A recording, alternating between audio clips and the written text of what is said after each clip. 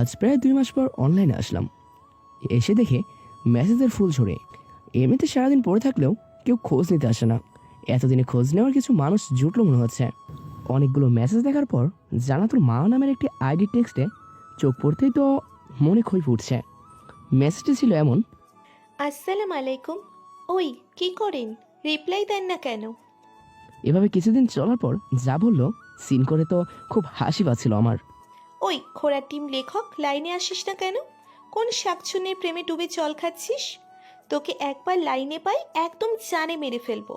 সব শেষে হাল ছেড়ে দিয়ে যা বলল আমার হৃদয়ে 1000 ভোল্টের শক লাগছে। সে বলেছে, ওই শোনো না, আর কতদিন অপেক্ষা করাবে? একবার তো সেন্ড করো প্লিজ। জানো আমি তোমার গল্পের পাগলি হয়ে গেছি, সেই সাথে লেখকের পাগলি হওয়ার স্বপ্ন বুনছি। চাও অত ঘুরিয়ে পেঁচিয়ে বলতে পারবো না, আমি তোমাকে ভালোবাসি। প্লিজ একটু তো লাইনে আসো। এটি ছিল তার লাস্ট মেসেজ। প্রথমে হাসি পেলেও পরে তার সবগুলো টেক্সট পড়ে কেমন যেন অন্যরকম ভালো লাগছিল। এমন মনে হচ্ছিল তার বলা কথাগুলোর সবটাই সত্য। কেউ যে আমাকে এতটা ভালোবেসে সেটাও অনলাইনে বিশ্বাসই করতে চায় না। নিজের অনুভূতিগুলোকে আঁকড়ে ধরে তাকে একটি শর্ট টেক্সট পাঠালাম। তাতে লিখলাম, ওয়ালাইকুম আসসালাম, কে আপনি? সাথে সাথে তার নামের পাশে সবুজ আলো জ্বলে উঠল। কিছুক্ষণ পর রিপ্লাই আসলো, আপনি এতদিন কোথায় ছিলেন? এই প্রথম কোনো মেয়ের সাথে এভাবে কথা বলছি, তাই আমি একটু নার্ভাস হয়েই রিপ্লাই দিলাম। আমার ফোনটি পানিতে পড়ে নষ্ট হয়ে গিয়েছিল। আজই নতুন কিনে এনে ফেসবুক আইডি লগ ইন করলাম, আর দেখলাম কেউ আমার খুব করে খোঁজ করছিল। গত 1.5 মাসের একটি দিনও মিস যায়নি, সে আমাকে টেক্সট করেই যাচ্ছে। সে আদৌ জানে না আমার ব্যক্তিত্ব সম্পর্কে বা কোনো তথ্য, তবুও সে বারবার শুধু আমাকেই খুঁজছে। অনলাইনে কাউকে দেখে এতটা ভালোবাসা কিভাবে হতে পারে? সে কিছু একটা টাইপ করছিল, হঠাৎই আমার টেক্সট সিন করতেই কিছুক্ষণ থমকে দাঁড়ালো। আমি বুঝলাম ওই মুহূর্তে সে এক অন্য জগতে বসবাস করছিল, তাই চুপচাপ ওয়েট করছি। কিছুক্ষণ পর মেসেজের শব্দে ঘোর কাটলো। আজ যে কেন এত চমকাচ্ছি কে জানে। আচ্ছা, টাঙ্গালের চমচম কি বিনামূল্যে দিচ্ছে নাকি? তার মেসেজটি এরকম: না, আপনি ভুল ভাবছেন। আমি অন্য সব মেয়েদের মতো না, কিছুদিন প্রেম করেই ব্লকলিস্ট ভারী করব। আমি প্রথম দিক থেকেই আপনার লেখা গল্প পড়ি। প্রায় 2 বছর আগে একদিন খালার বাড়িতে গিয়ে আপনাকে সামনাসামনি দেখতে পাই। জানেন, খুব অবাক হয়েছিলাম প্রিয় লেখককে খালাদের ওখানে দেখে। পরে খোঁজ নিয়ে জানতে পারি আপনি সিজান ভাইয়ার খুব ভালো ফ্রেন্ড।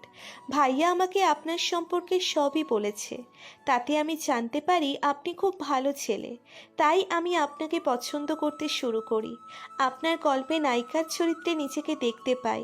বিশ্বাস করুন, আপনি যেভাবে গল্পের নায়িকার চরিত্রগুলো ফুটিয়ে তোলেন আমি ঠিক সেরকমই। আচ্ছা ঠিক আছে, আপনি আমাকে দেখছেন, বাট আমি তো আপনাকে দেখিনি। হ্যাঁ, তাহলে আমরা মিট করতে পারি। না থাক, আমার এসব ভালো লাগে না।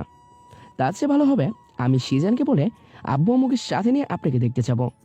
হুম, ঠিক আছে। আপনারা কবে আসবেন? আচ্ছা, সেটা আমি আম্মুর সাথে কথা বলে জানাচ্ছি।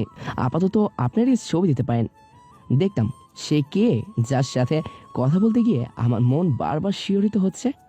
আমার কথায় সে একটি লজ্জা মাখা ইমোজি দিয়ে নিজের অনুভূতি জানালো। ঠিক পর মুহূর্তেই একটি গোলাপি পরীর পিক আসলো।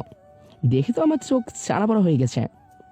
সবার লাল নীল শাড়ি পছন্দ হলেও আমার পছন্দ গোলাপি, আর সেই গোলাপি রঙে মাকে খুব অসাধারণ লাগছে। সে আমার কল্পনার সেই পরি থেকেও অনেক বেশি সুন্দর আর মায়াবীও দেখতে। আমি যাকে খুঁজেছি মনেরই কল্পনাতে, সে আছে আমায় খোঁজে সকাল দুপুর সাজে।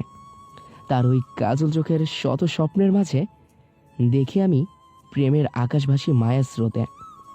কত মায়া তার চোখে, আমায় করেছে পাগল। কেমনে বলো থাকি তারে পেয়ে যেন আমি সুখ সাগরে ভাসি। ভাবলাম কবিতাগুলো ডায়েরিতে লিখে রাখি, শোনাবো কখনো একলা নিঝুম রাতে নিস্তব্ধ এক চারিপাশে, যদি পাই কখনো তার কাছে। এভাবে তার ছবিটা সেভ করে লাভ রেখ দিয়ে অফলাইনে চলে আসলাম। আরও কিছুক্ষণ তার ওই পিকচারের দিকে তাকিয়ে থেকে দৌড়ে আম্মুর কাছে গিয়ে বললাম, আম্মু, আমি সিজানের খালাতো বোনকে বিয়ে করতে চাই। আমার মুখে বিয়ের কথা শুনে আম্মু তো প্রায় রেগে গিয়েছিল। তখন এই সিজানের খালাতো বোন শুনে হেসে বলল, মাকে আম্মুর খুব পছন্দ, কিছুদিন আগেও নাকি সে এখানে এসেছিল, তখনই আম্মু তাকে দেখেছে। আম্মু রাজি হয়ে গেলে বাসা থেকে বেরিয়ে সোজা চলে আসলাম সিজানদের বাসায়। ওর রুমে এসে শালাকে কিছুক্ষণ মেরে জিজ্ঞেস করলাম, মাও আমাকে 2 বছর আগে দেখে পছন্দ করেছে, সেটা শালা কেন বলেনি? অনেকদিন হলো পরিটাকে খুঁজছিলাম, সেটা হারামি জানতো, তবুও আমাকে ওর বিষয়ে বলেইনি। হারামের ওপর এত রাগ হচ্ছিল বলে বোঝাতে পারবো না। পরের দিন ওকে টানতে টানতে নিয়ে আসলাম মামাদের বাসায়। তারপর ওর আব্বু আমার সাথে কথা হলো। ওনারা জানতেন মামা আমাকে পছন্দ করে, তাই একমাত্র মেয়ের বিয়েতে তাদের কোনো আপত্তি নেই। ভাবতে পারিনি অনলাইনে মাত্র একদিনের গার্লফ্রেন্ডকে এত সহজে জীবনসঙ্গী করে পাবো। বিয়ের পর বউ একটু ঘুমটা সরাও না, অনেকক্ষণ হলো বইটাকে খুব মিস করছে, খুব দেখতে ইচ্ছে করছে। এই এটা কিন্তু গল্প নয়, আমাদের রিয়েল লাইফ। তাই তোমার যদি আমাকে এতই দেখতে ইচ্ছে করছে তাহলে ঘোমটা সরিয়ে দেখো। না, আমার লজ্জা লাগছে। কি বললে? প্লিজ ফান করো না, অনেক রাত হয়েছে। আর কতক্ষণ এভাবে থাকবো? ওকে ওকে, তুলছি। ভাবলাম গল্পের মতো সাজিয়ে গুছিয়ে বাসর করব। এ বলে আস্তে করে মাওয়ার মুখ থেকে ঘোমটাটা সরাতেই আমাকে জাপটে ধরে বলল, জানো, আমি 2 বছর হলো শুধু এই মুহূর্তের অপেক্ষায় ছিলাম। আজ আমার অনেক অনেক ভালো লাগছে। তুমি যে আমার ভালোবাসা গ্রহণ করবে আমি সেটা ভাবতেও পারিনি। তাই? আচ্ছা, তো ভাবা ভাবির কি আছে? শুধু মেনে নেয়নি তোমাকে, আমার বাবু নাম্মও তো বানাবো ইনশাল্লাহ। যাও, তুমি সত্যিই খুব দুষ্টু। তাই তো তোমাকে আমার এত ভালো লাগে। কাছে এসে দেখো, আরও ভালো লাগবে।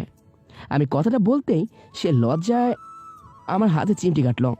তারপর আমি তাকে এক ধাক্কায় বিছানা ফেলে হারিয়ে গেলাম সুখের অতলে। আজকে গল্পটা এখানেই শেষ। এরকম ভালোবাসার গল্প পেতে চ্যানেলটি সাবস্ক্রাইব করে সাথে থাকুন। সবাই ভালো থাকবেন, সুস্থ থাকবেন। আল্লাহ হাফেজ।